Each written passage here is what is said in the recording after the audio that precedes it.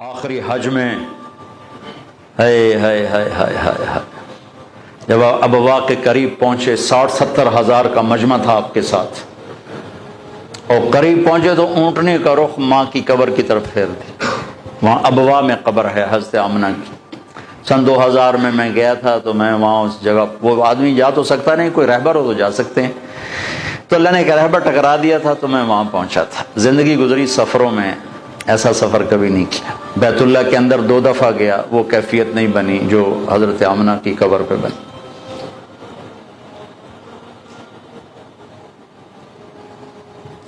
مجھے وہ چھوٹا سا محمد نظر آنے لگا، جو ماں کی عمر کیا تھی 25 سال، باپ کب فوت ہوئے 25 برس، ماں کب فوت ہوئی 25 برس، اور 3 افراد، ام ایمن خادمہ والدہ جناب رسول اللہ صلی اللہ علیہ وسلم۔ اچانک موت کا وار ہوا ہے، ممکن ہے ہارٹ اٹیک ہوا ہو، ممکن ہے جو کچھ پڑا ہے اس کے مطابق تو یہی خیال آتا ہے کہ بولا نہیں جا رہا تھا اور کروٹ پہلو بدل رہی تھی، اس سے پتہ لگتا ہے شاید ہوا ہو، بولا نہیں جا رہا، اور آپ سہمے ہوئے پاس بیٹھے ہوئے تھے، جاؤ جاؤ۔ پھر آخری الفاظ، کل حی میت و کل جدید بعد، بیٹا ہر زندہ نے مرنا ہے، ہر جوانی نے ڈھلنا ہے، لگتا ہے میرا وقت آ گیا ہے۔ وقت ولدت تو طہرا، میں نے ایک پاکیزہ ہستی کو جنم دیا ہے۔ شمع بجھ گئی، پھر آپ سینے پہ سر رکھ کے روئے ہیں، کوئی آنسو پوچھنے والا بھی نہیں تھا۔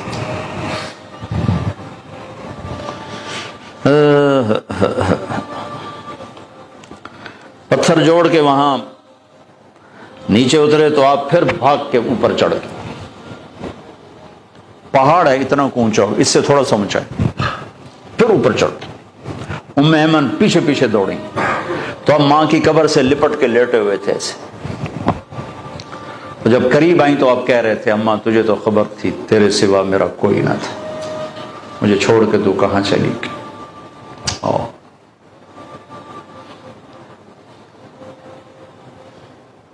دوبارہ جہاں ایک دفعہ چلا جاؤں دوبارہ جانے کی تمنا نہیں ہوتی، وہاں جانے کی تمنا ہوتی کہ دوبارہ اللہ موقع دے تو میں وہاں جاؤں۔ ایک وقت اثر ڈھل چکی تھی کافی، فضا میں بھی وہ سرخی چھا چکی تھی، تو موسم سوگوار، ایک وہ مقام، پھر وہ پڑا ہوا سامنے 14 صدی کے پردے ہٹاتے ہٹاتے ہٹاتے میں وہاں بے خود کھڑا رہا۔ واہ میرے رب، جس کو تو نے حبیب بنایا اسے اتنے بڑے دکھ میں ڈالا، ہوئے ہوئے ہوئے ہوئے، کمال کرتے۔ باپ دیکھا نہیں، بہن ہے نہیں، بھائی ہے نہیں، چلو مکے میں موت دے دیتا، کوئی دادا دادی کوئی تو چاہ لیندہ، جنگل میں موت دی۔ کبھی اللہ تمہیں موقع دے تو دیکھنا جا کے وہ۔ میں تو یہ واقعہ ہزاروں دفعہ سنا چکا ہوں، ہر دفعہ روتا ہوں، حالانکہ آدمی عادی ہو جاتا ہے ایک چیز جب بار بار سنتا سناتا ہے، لیکن مجھے نہیں یاد کہ یہ کہتے ہوئے کبھی میں آپ دیدہ نہ ہوں۔ ہائے ہائے ہائے۔ تو ام ایمن نے اٹھایا، بیٹا اٹھو، کہا نہیں میں نہیں جاؤں گا، مجھے ادھر ہی چھوڑ دے، میں نہیں جاؤں گا۔ کھینچ کے لائی نیچے گھسیٹتے ہوئے۔ میں اس خوبصورت حال میں وہ کیفیت کیسے منتقل کروں جو وہاں میرے اوپر طاری تھی۔ مکے تک روتے ہی آئے ہیں، روتے ہی آئے۔ تو زخم اتنا گہرا تھا کہ 6 برس اور 63 سال، 57 برس گزر گئے، زخم نہیں بھرا، رب نے اپنے اونٹنی کا رخ ادھر موڑ دیا۔